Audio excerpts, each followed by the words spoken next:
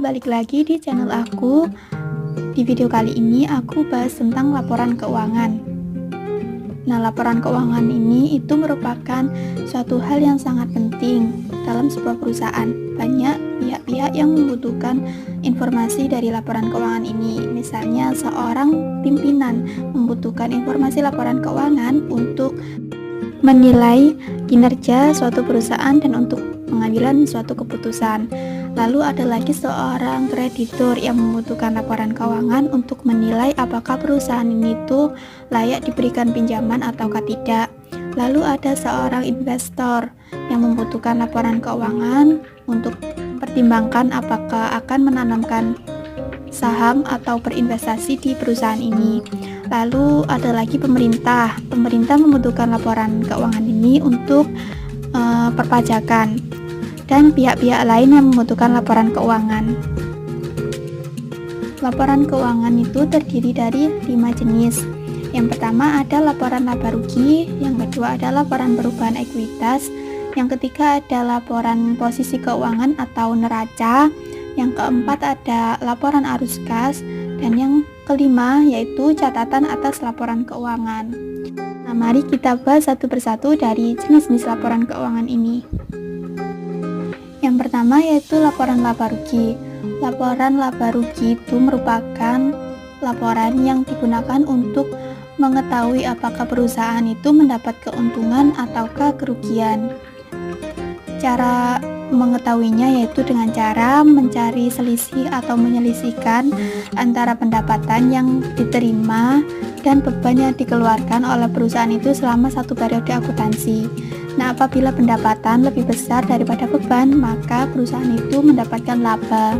Sebaliknya, apabila pendapatan itu lebih kecil daripada beban, maka perusahaan mengalami kerugian. Bentuk dari laporan laba rugi itu sendiri ada dua, yang pertama yaitu single step dan yang kedua itu multiple step. Yang single step itu pendapatan dan beban langsung diselisihkan tanpa dibedakan mana yang termasuk dalam beban penjualan atau beban administrasi. Sedangkan multiple step itu dibedakan atau dipisahkan mana yang termasuk beban penjualan dan mana yang termasuk beban administrasi. Nah, ini merupakan contoh dari bentuk laporan laba rugi bentuk single step dan multiple step. Yang sebelah kiri itu merupakan contoh laporan laba rugi bentuk single step. Teman-teman bisa lihat laporan laba ruginya itu tampak sederhana, langsung diselisihkan antara pendapatan dengan bebannya sehingga nanti ketemu laba atau rugi bersih. Sedangkan yang sebelah kanan itu merupakan contoh dari laporan laba rugi bentuk multiple step. Jika dilihat ini sangat rinci. Di sini pendapatannya itu didapat dari penjualan. Nah, penjualan ini dicari penjualan bersihnya dengan cara penjualan dikurangi dengan retur dan potongan-potongan. Lalu mencari juga harga pokok penjualan. Kemudian antara pendapatan bersih dengan harga pokok penjualan itu diselisihkan. Hasilnya nanti itu akan menjadi laba atau rugi kotor. Lalu untuk beban operasionalnya itu juga dibedakan menjadi beban administrasi dan umum dan beban penjualan. Nah, itu dipisah atau disendiri-sendirikan. Kemudian kedua beban tersebut itu di total, kemudian diselisihkan dengan laba atau rugi kotor sehingga nanti kita memperoleh laba atau rugi bersih perusahaan. Lalu yang selanjutnya yaitu ada laporan perubahan ekuitas atau laporan perubahan modal. Nah, digunakan untuk mengetahui perubahan modal pemilik selama satu periode. Adapun komponen yang terdapat dalam laporan perubahan ekuitas ini yaitu modal awal, laba atau rugi neto, sama prive atau pengambilan pribadi oleh pemilik. Nah, ini tuh merupakan contoh dari laporan perubahan ekuitas. Yang pertama, jangan lupa menuliskan judulnya, yaitu nama perusahaan, lalu laporan perubahan ekuitas sama periodenya. Lalu komponen yang pertama ada modal awal pemilik. Lalu yang kedua ada laba atau rugi bersih yang sudah kita hitung di laporan laba rugi tadi. Lalu yang ketiga ada prive atau pengambilan pribadi pemilik selama satu periode itu.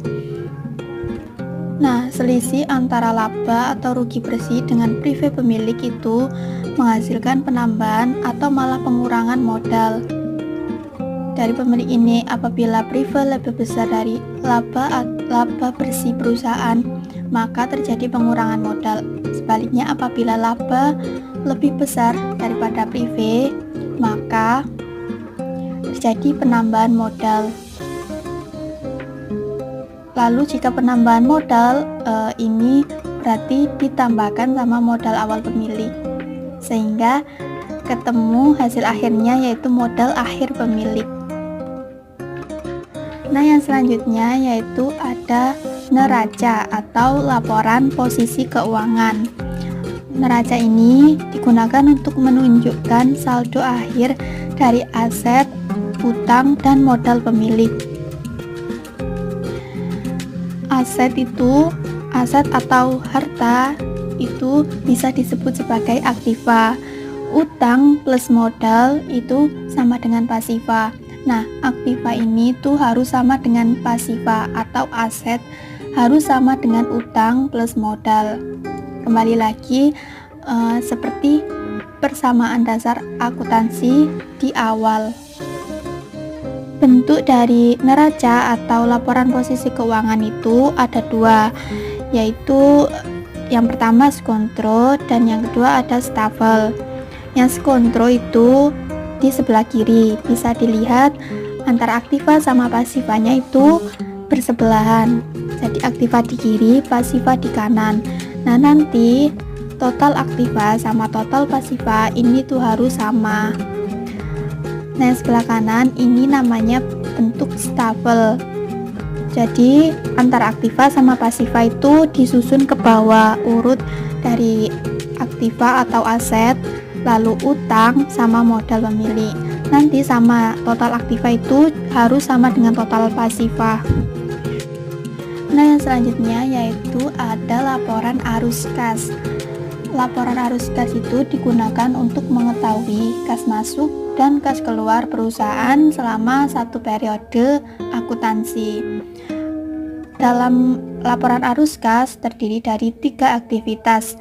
Yang pertama yaitu aktivitas operasi, yang kedua aktivitas investasi, dan yang ketiga aktivitas pendanaan. Yang terakhir yaitu catatan atas laporan keuangan. Catatan atas laporan keuangan itu merupakan laporan yang memberikan penjelasan secara rinci tentang hal-hal yang ada pada jenis laporan keuangan lainnya. Misalnya kebijakan umum perusahaan, sistem akuntansi yang dipakai dalam perusahaan itu, dan hal-hal lain yang tidak bisa dimasukkan dalam keempat laporan di atas. Nah, itulah penjelasan dari saya tentang laporan keuangan. Semoga dapat dipahami dan semoga bisa bermanfaat untuk semuanya. Jangan lupa like video ini dan share ke teman-teman kalian yang membutuhkan materi tentang laporan keuangan ini.